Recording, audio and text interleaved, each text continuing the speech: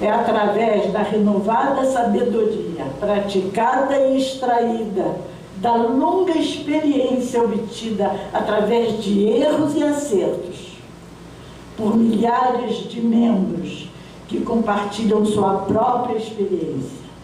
É deles, é daí que recebemos força e esperança.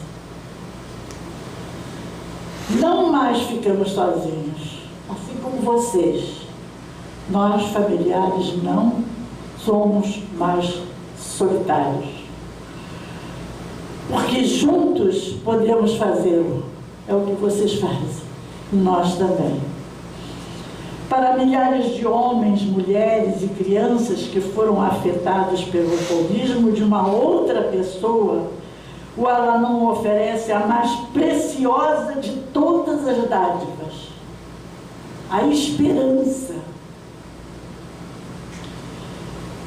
Encontramos assim razões para viver.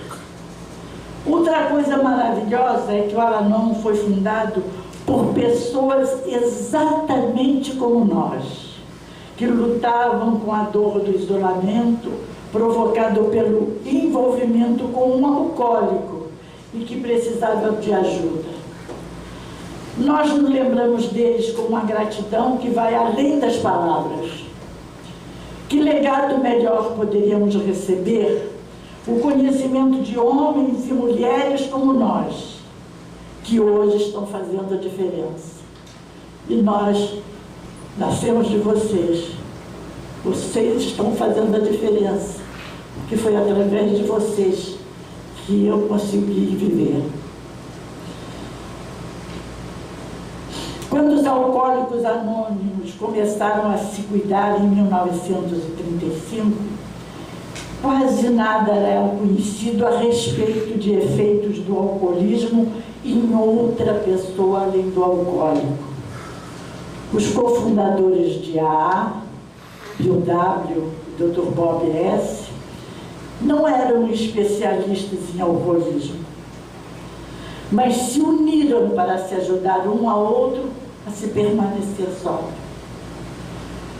Foi através de suas esposas, Lois W. e N.S., após tentarem fazer com que seus maridos parassem de beber, que foi tudo em vão, que resolveram então assumir um projeto para as famílias. E assim, em 1951, fundaram os grupos familiares Al-Anon. Duas mulheres frágeis e sofridas. Lois W. fundou o Al-Anon com 60 anos de idade. O grande pilar da Associação dos Grupos Familiares Al-Anon, a esposa de Bill W. E hoje estamos aqui, após 68 da fundação de Grupos Familiares Al-Anon, para dizer aos que quiserem nos ouvir, aos que quiserem nos escutar e aos que quiserem compartilhar conosco que há uma esperança para nós familiares também. Como? Mantendo a mente aberta, colocando os princípios acima das personalidades, preservando os anonimatos dos nossos familiares, escutando e aprendendo, vivendo um dia de cada vez, evitando a primeira discussão, obedecendo ao que não é exigido. Difícil, não? Obedecer ao que não é exigido. Nada te obriga, mas você obedece. Nós aprendemos isso no Al-Anon. Estamos assim estendendo nossas mãos para que juntos possamos fazê-lo. Os grupos familiares Al-Anon apontam a necessidade de cultivarmos o jardim das nossas vidas e nos mostram com isso como isso pode ser feito. Através da prática, não somente da leitura, dos 12 passos, das nossas tradições e dos nossos conceitos. Tudo copiadinho de vocês. Obrigada, viu? Nós acreditamos que o alcoolismo é uma doença que atinge a família e que uma mudança em nossas atitudes pode ajudar na recuperação da nossa serenidade. O Al-Anon não está ligado a nenhuma seita ou religião, a nenhum movimento político, organização ou instituição. O Al-Anon não se envolve em qualquer controvérsia, nem endossa ou se opõe a qualquer causa. Não existem taxas para ser membro. O Al-Anon é autossuficiente através das contribuições voluntárias de seus próprios membros. O Al-Anon é uma família, e como uma família ele vive. Temos apenas um propósito: prestar ajuda a familiares e amigos de alcoólicos, bem como acolhendo e proporcionando alívio aos familiares.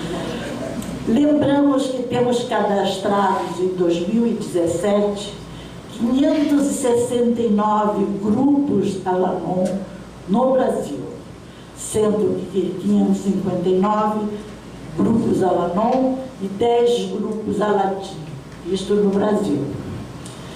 Todos os homens, mulheres e jovens divulgando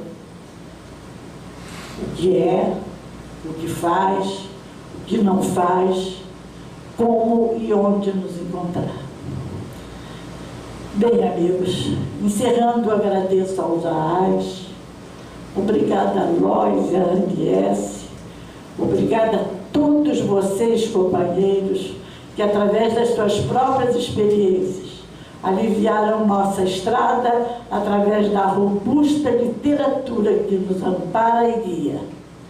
Obrigada, companheiros.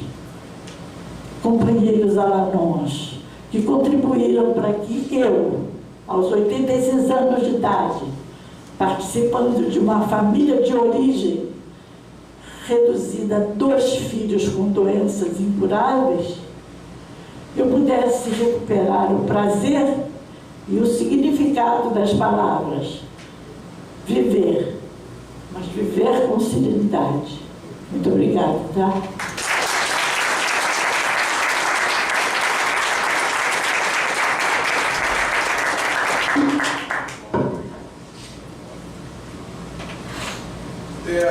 Agora, nós ainda temos mais um depoimento, mas na verdade falar sobre a estrutura da arte, e teria um espaço para as perguntas.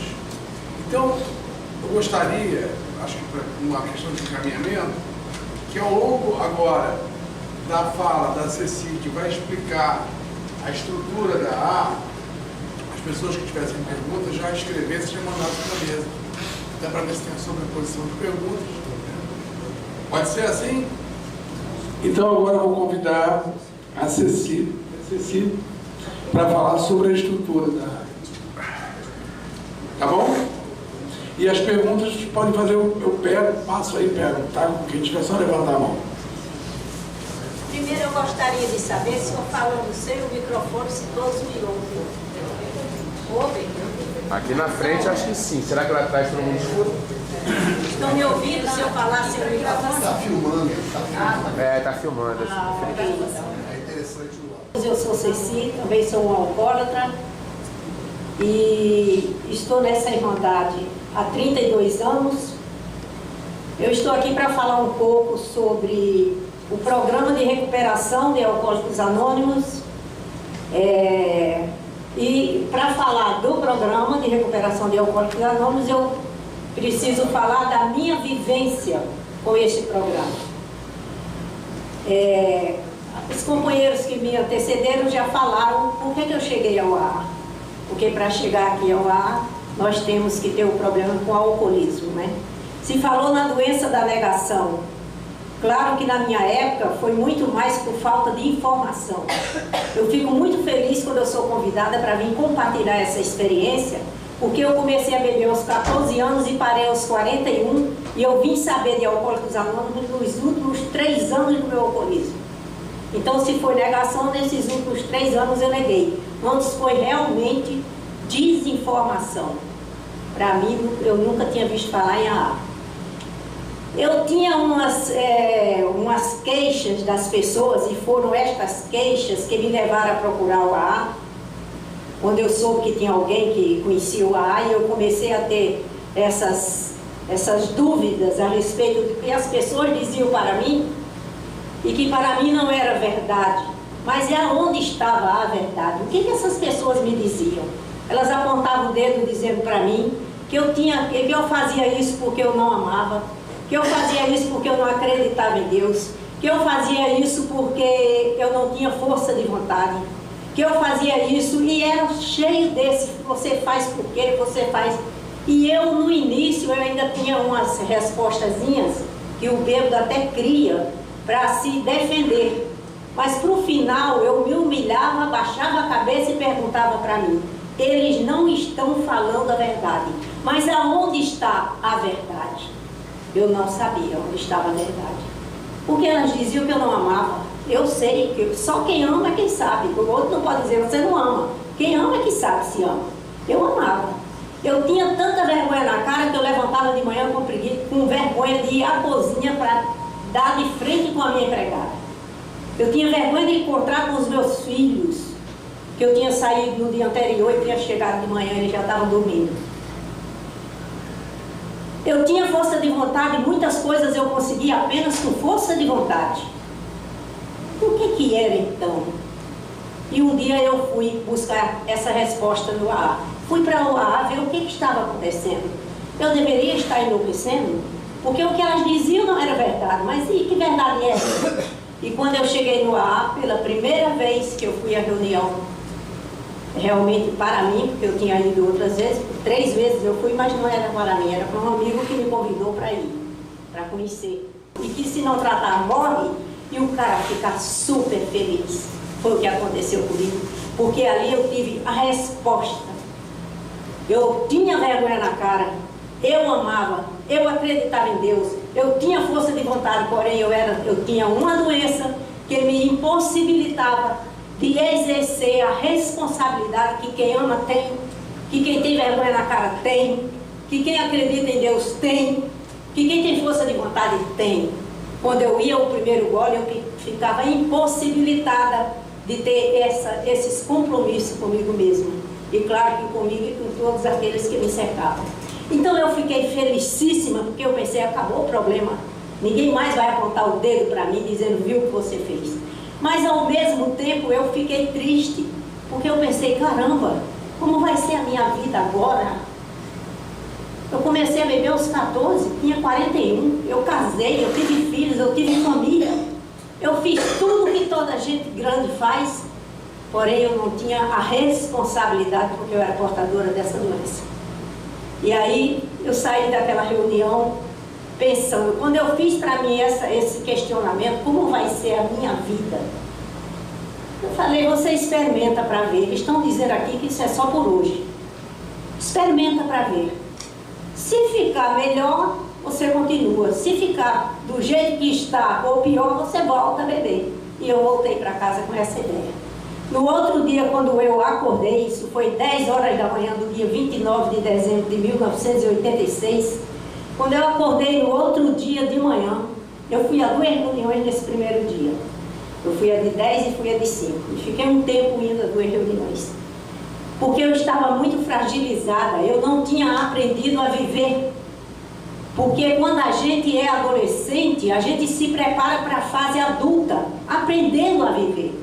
Eu aprendi a beber, eu aprendi a negar os meus sentimentos, eu aprendi a viver escondida no meu isolamento, cada vez mais envergonhada de mim mesma, sem saber o que estava acontecendo. E aí, quando eu acordei no outro dia, eu sabia tudo que eu tinha feito ontem, porque aquilo que o companheiro falou aqui sobre amnésia alcoólica, eu tinha muitas amnésias alcoólicas, era constante já no final do meu alcoolismo. E naquele dia eu sabia tudo que eu tinha feito, desde as 10 da manhã que eu tinha ido para o AA, até aquele momento que eu estava acordando. Eu não tive vergonha de ir na cozinha encontrar com a minha empregada. Eu não tive medo do telefone tocar e as pessoas me cobrarem e perguntar, e aí, você vai? E eu perguntar para onde? Eu não perguntava. Eu dizia, olha, eu nem sei, estou pensando, que era para ver se a pessoa soltava para onde era que eu tinha que ir. Então ficava naquele sofrimento, isso era uma tortura. Desde cedo eu aprendi a mentir muito para me defender, porque eu não podia dizer o que estava acontecendo comigo, se nem eu sabia, eu até achava que era por isso que eu vivia. Então cheguei lá, voltei, fiquei feliz e falei, não precisa que me aconteça mais nada. Basta que eu recupere a minha dignidade. Meus pais não eram alcoólatras, eu tive uma formação maravilhosa, uma família de pai e mãe que carregava os filhos no colo, mas com disciplina, com moral, com dignidade. Eu tinha perdido todos esses valores e eu sofria muito por causa disso. E quando eu voltei para o AA, a gente vai voltando, no início fiquei muito feliz, felicíssima, já não estava mais bebendo, mas com algum tempo começaram os problemas a surgir. Eu comecei a ter sentimentos que eu não reconhecia. Eu comecei a ter medo da vida. Eu comecei a carregar um fardo de peso de culpa muito grande nas minhas costas. Eu comecei a ter medo do futuro. O que eu vou ser, o que eu vou fazer, como é que vai ser?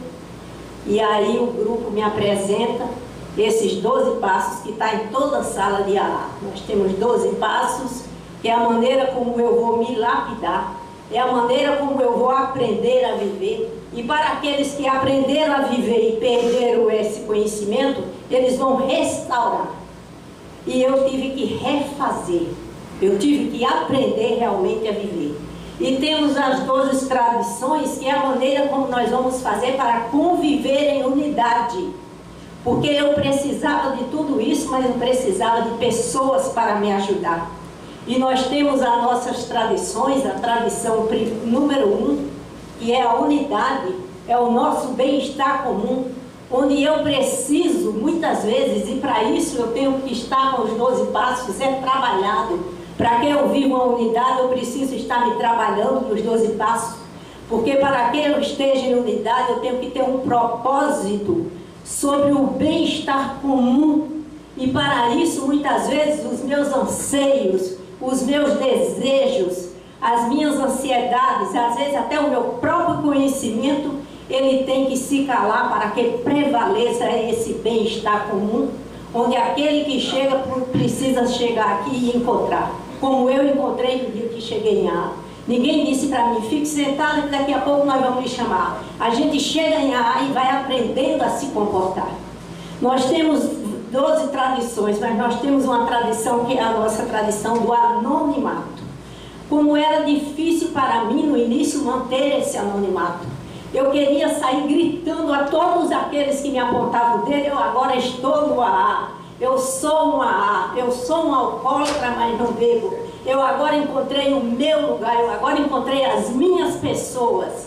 E eu não podia dizer porque nós temos um anonimato. As pessoas é que têm que enxergar isso em nós, não somos nós falar para as pessoas. E eu às vezes eu chegava no grupo e eu tinha uma coisa de complexo de inferioridade, eu dividia a raça humana em 2 classes de pessoas, os sábios e os ignorantes. Os ignorantes eu tinha certeza que eu não pertencia. Por que eu me sentia tão assustada e amedrontada com os sábios? Então eu não tinha lugar. E ali eu fui aprendendo. Então quando eu cheguei no AA, no grupo que eu ingressei, tinha uma pessoa que era da sociedade e era muito conhecida. Eu mordi a língua para não dizer em casa aos meus filhos, para não dizer à minha família, olha, sabe quem está no AA? Porque se dissesse todo mundo conhecia e eu queria mostrar para eles, eu estou num lugar de gente. Vocês pensam que o alcoólatra é um lugar só para bêbado? O AA é um lugar para pessoas como fulano de tal. E eu não podia dizer porque nós temos esse anonimato. Esse anonimato é exatamente para me preservar dessa minha ansiedade, dessa minha carência, dessa minha busca de prestígio e de poder. Então é exatamente para isso que eu preciso de um grupo de AA. Porque eu não posso pegar esse livro de 12 passos e estudar sozinho em casa. Eu aprendo junto, nós aprendemos compartilhando. A gente aprende a conviver vivendo. E é um programa que nos leva a uma qualidade de vida. O que é que me faz hoje, com 32 anos de AA, voltar para o grupo? Porque essa qualidade de vida, ela não estagnou. A cada dia eu me sinto que eu estou melhor como pessoa, melhor numa sociedade onde as pessoas falam isso e aquilo e blá. Eu estou bem comigo. Eu encontrei aqui a liberdade. Eu me libertei daquele passado, daquela culpa. Eu aqui adquiri asas para voar, como desde que eu esteja com os pés no chão, trabalhar a humildade. Então eu estou aqui com muita gratidão a vocês que nos convidaram, que nos deram essa chance de estar aqui. Fiquei muito feliz de saber que vamos ter esse grupo institucional aqui. Com certeza eu irei estar presente quando for convidada, né? E quero agradecer a todos vocês por estar me escutando, e essa minha mensagem é o que me fortalece, é o que me dá vontade de continuar vivendo essa experiência através desses 12 passos, que nos leva ao autoconhecimento. Ali nos 12 passos eu aprendi a diferença de ouvir e escutar, ver e enxergar. Isso é tudo muito diferente, tudo para mim muito novo. Então, saber realmente que pessoa sou eu, né? A identidade que eu tenho com o ser humano, o que significa o outro para mim, a unidade de AA me disse. O AA foi o lugar onde eu cheguei e eu pude entender o que era o amor, que eu cheguei com muita raiva dessa palavra amor. Eu pude entender o que era o amor quando eu cheguei numa sala de AA, eu pude falar daquelas coisas que eu tinha vergonha de falar para as outras pessoas, e é o contrário. Quanto mais eu me expus, quanto mais eu me mostrei qual era o meu problema e do que eu estava precisando, mais eu fui acolhida e eu entendi que isso era amor. Muito obrigada a todos vocês.